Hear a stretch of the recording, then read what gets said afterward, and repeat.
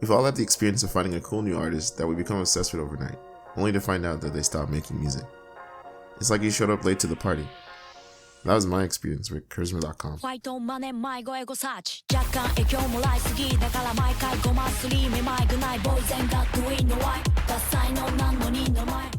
Charisma.com started as a DJ rapper duo from Yokohama, Kanagawa.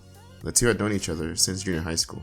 Years later, Itsuka would reach out to Gonshi, wanting to start a rock duo, but deciding on rapping as she found her rapping skills to be better than her singing skills. And so, in 2011, Charisma.com was formed.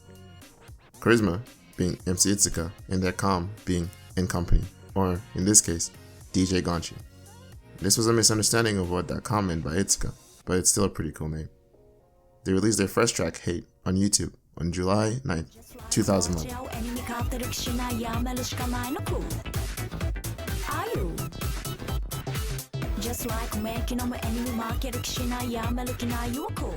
At the time, they sang about things that office ladies, or OL, would go through, or things that bothered them.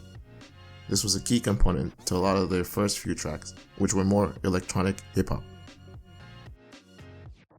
Now for some quick background. MC Itsuka had already been doing music with a band that then disbanded. During her early years with Charisma.com, she would also do some work under Melius, and she also did some work with a rap group called Cream Sodas. Now for DJ Gonshi. We know that she learned to DJ from her brother. She also had returned from studying abroad around the time Itsuka had reached out to her. She would provide backing vocals on a lot of tracks. She was also a big part of a lot of the music videos and live performances. Her character was mostly portrayed as a sweet and gullible worker that would always find herself in trouble. And sometimes, she was the character that would be influenced by the song's lyrics during the music videos. I first found out about the duo after seeing them recommended on Chatmunchie on Spotify, as strange as that may sound. The first song I heard was of course Hate, and it was a ride. I initially enjoyed it, but after watching the music video, I was in love with it. I think something that Charisma.com did well, other than their music, was their music videos. Hate was even featured in a US commercial for the iPhone 7 featuring The Rock. Pretty random, I know. Oh, I think it's showtime. Everything in life is made up of 4 elements: wind, fire, water, rock. I went on to listen to their EP, II Syndrome. This EP still is as enjoyable as it first was for me, and even a little sad. I think it's a great introduction to what the group is capable of. Production on this album is probably my favorite. Hate, Now, George, and Men Hirabusu are the bigger hitters, but as always, I find my ears being obsessed with a track not as popular, not by choice. This is OL Hero.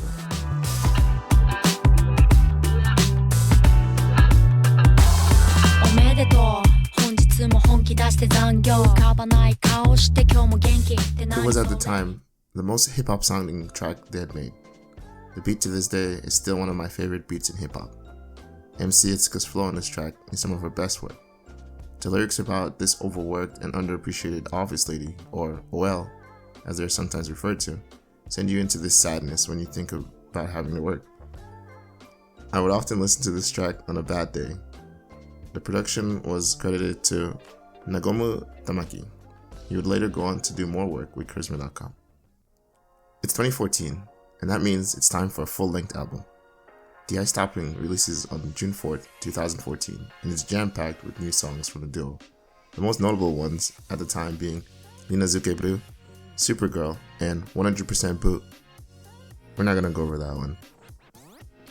Nagomu Tamaki returns on this LP with Mr. Beer, and of course, it's my personal favorite. In fact, it's my favorite Charisma.com song.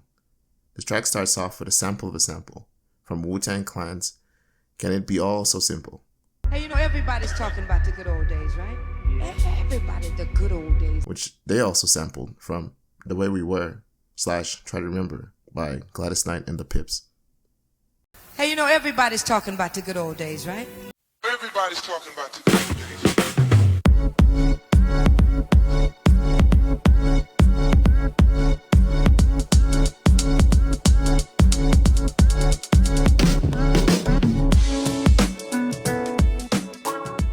Production on this track is so well put together. It has more of an old school hip hop beat and adds in this nostalgic sounding piano piece. The lyrics go over the dread and helplessness we sometimes feel as adults in drinking our problems away. The bridge, of course, is what always gets me. You see, I'm big on bridges. A bridge lover, if you will. I judge a lot of songs based on that alone sometimes. My favorite part of the bridge, roughly translated, would be something like,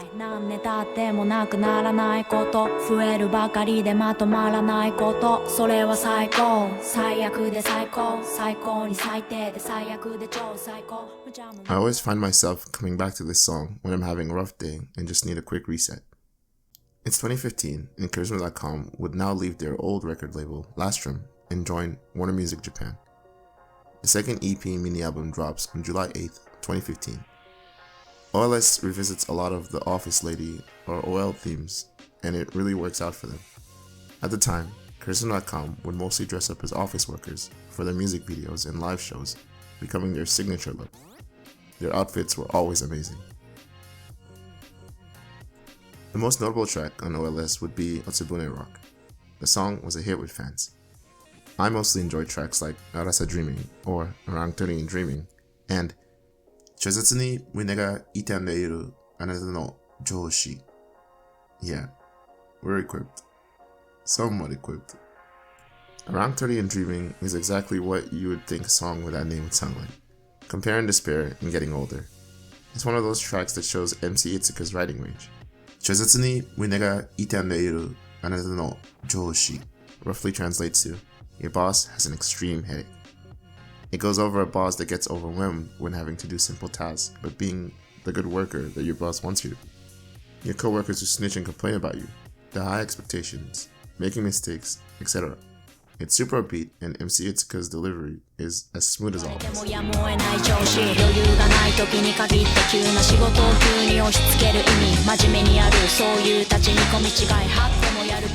March 2nd, 2016, they released their third mini album / EP, Aidoro Si.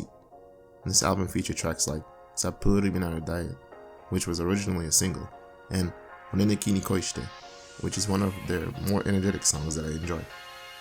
I find this album to be more electronic than the previous ones.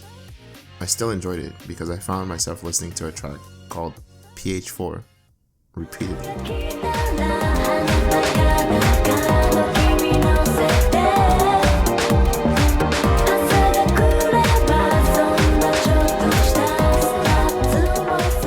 This EP has one of my favorite album covers.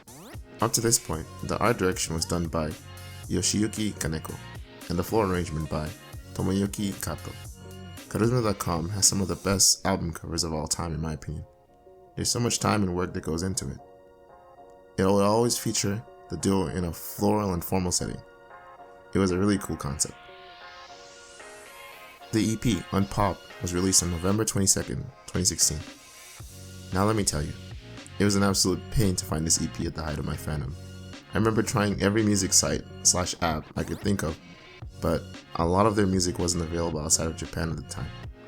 Nevertheless, I eventually got my hands on a hard copy thanks to Yahoo Auctions Japan, and it was worth it. It could be because of how hard it was to obtain, but this EP has a special place in my heart. The lead track, Unpop, was an interesting spin on what they had previously done. This was their first EP where they stayed away from the office lady trope.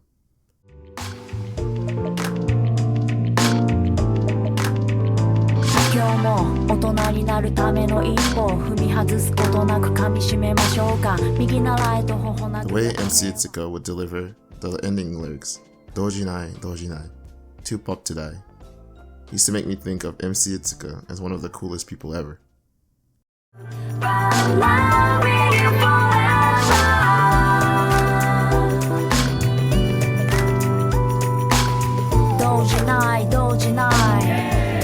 The last album the duo would release together was 2017's Not Me. The album featured just Itsuka as the album cover this time, and none of the floral artwork we've become so accustomed to.